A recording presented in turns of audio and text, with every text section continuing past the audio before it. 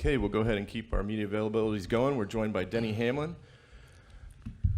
We'll go ahead and open up for questions. Start up front with Bob.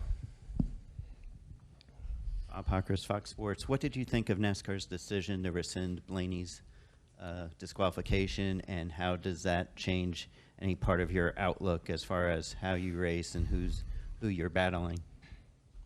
It doesn't change anything as far as how I race.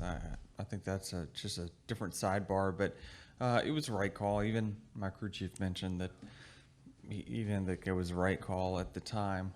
So I think they saw it coming, and so it's good that they got it right for sure. Okay, we'll come over here to Lee, and then Claire. Chris Gapehart basically said that you were hail meloned last year, and I'm wondering what you remember about what Ross did on the final lap at Martinsville. I mean, I don't remember anything about it except for what I was trying to do. And at the time, I just, they were counting me off as I was, you know, as far as I could remember, we were dominating the race, and then we had a bad pit stop. I went back to 7th or 8th, and then, you know, he said we got to get X amount of spots and very few laps. And so I was just trying to get every spot I could. And I remember him saying, you know, we were even, we're +1, we're now +2. And I just remember him saying we're +2, you're good, down the backstretch, because I was battling Brad, I believe it was, for one more position. And at that point, I'm thinking 2 cars, I didn't need to push the envelope anymore. So, yeah, ended up minus something. Not really sure. But, I mean, all I remember is just, you know, him being right there beside me. So I wasn't sure how it happened. You weren't looking in the mirror. You were just moving forward, and so it just boom. Yeah, I had a little gap over whoever was behind me. So it had gotten spread out there towards the end of the race. So, you know, even though it was a short run, you know, there was cars with tires, cars without. So I just remember, you know, seeing nothing and then, you know, being right beside somebody. Okay, we'll come back to Claire.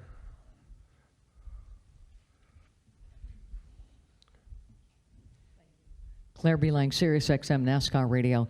You know, most fans, if they were extremely lucky, might get a ride along at a racetrack, but probably not. And as they watch you run high against the wall here, it is probably out of the understanding for the average person to understand how you do that and what makes it possible. And you probably are one of the really good ones at doing it. Talk us through what that's like here, what you gauge, and how close you think you are to going over the edge. Yeah, I mean, certainly the closer you can get with a certain amount of speed, it's advantageous. It just, you know, there's a little bit of a buffer there with the air that allows the car to stay right there off of it, but then there's also a bubble you can burst, and then it goes, if you crush it too soon, and then you go into the wall. So it's definitely a very fine line. A lot of it is also depending on, you know, the body of the car. Some bodies or it makes it advantageous to do that, you know, because of the way air wraps around the car. So it's just, it definitely changes. Xfinity and Cup, it's all different, but certainly it seems like the trend has been that it is, at this track in particular, being such low grip, that the top line and using that air buffer gives you the extra amount of grip enough to where it's always usually the fastest line if you can do it right. There's other times that you know, you have to wait to do it too. You can't just jump there right on lap 1. It's not going to be the fastest until the lap time reaches a certain time. So it's definitely a game of that. And you know, we saw, you know, just kind of last year, it didn't get going until a certain amount of time. So you got to be able to work around other lanes as well to be good. Would you put yourself in the category of, say, Kyle Larson or Tyler Reddick and being able to run up in the high line near the wall, and how much better you think you are at it now?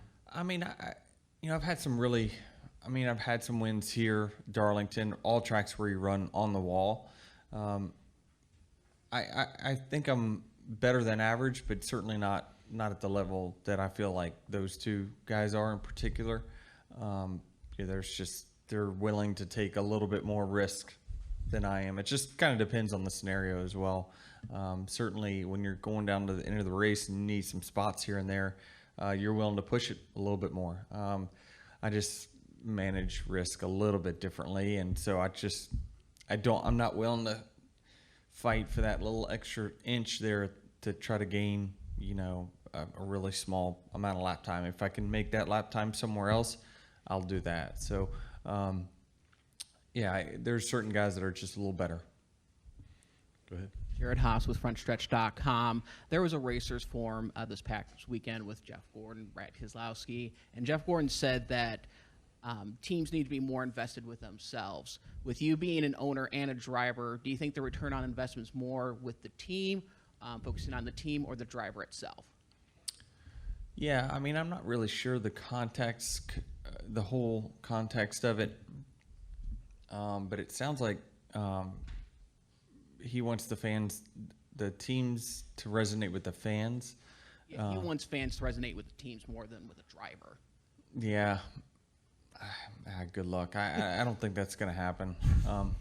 It just doesn't. I think that our fans really latch on to a driver. It seems like it's always been that way. I think that there'll be generally Hendrick Motorsports fans or Gibbs fans, but there's just not that many in order. It's just different. It'll be very, very tough to make that happen. And what kind of campaign would it take to make that happen?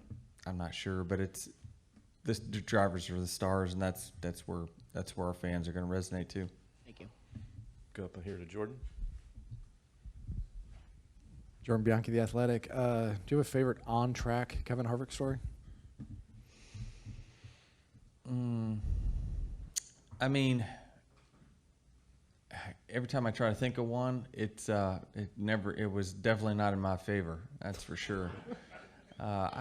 Just kind of the battles we've had, in 2000. Oh man, we've been around a long time. I think it was 2020. Is that when the two of us were winning all the races? I mean, just we had so many 1-2 battles in that year. I think one in particular, the Loudon one, was really interesting because, he knew what I was thinking, but I thought I was playing a chess move ahead of him, and he clearly was onto it. Like, it just, the way we kind of battled there at the end, it was a lot of fun, and certainly, gained a lot of respect for him as a driver. Off the track, favorite story, away from the track. Gosh, I haven't had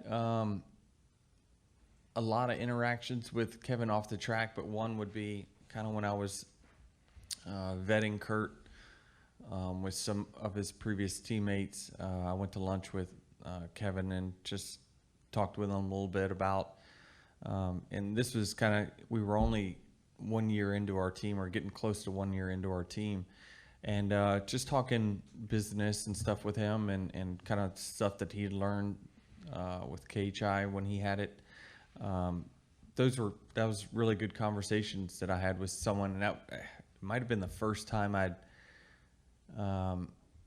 was the first time that I had lunch with like a competitor that wasn't generally just a friend of mine. So that was a good conversation, and just learned a lot from during that moment, and felt like we talked about kind of how our crew chiefs work and how similar career paths and all that stuff that we had. So it was really cool. You both are kind of lauded for your leadership, right, in the garage. So I'm curious, from your perspective, what have you seen from Kevin's leadership? Well, I certainly think he's very calculated. There's definitely he likes to be in control. That's for sure.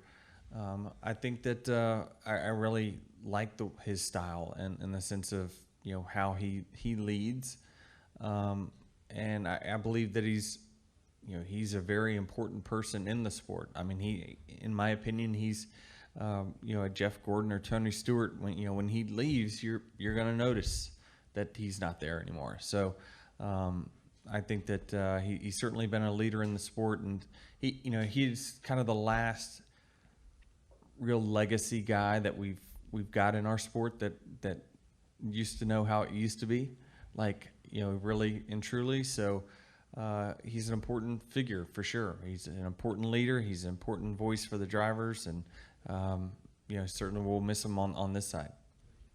Okay, we got time for one more. We'll come up here to Jeff.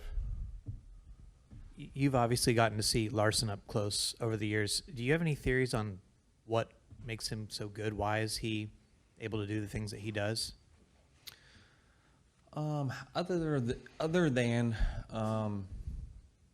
willing to take a few more risks, no, I don't think so. I haven't noticed anything out of the ordinary. There are some very minor things here and there, but I mean, obviously nothing I would share publicly, because why would I tell, if I study, why would I give out my information to others?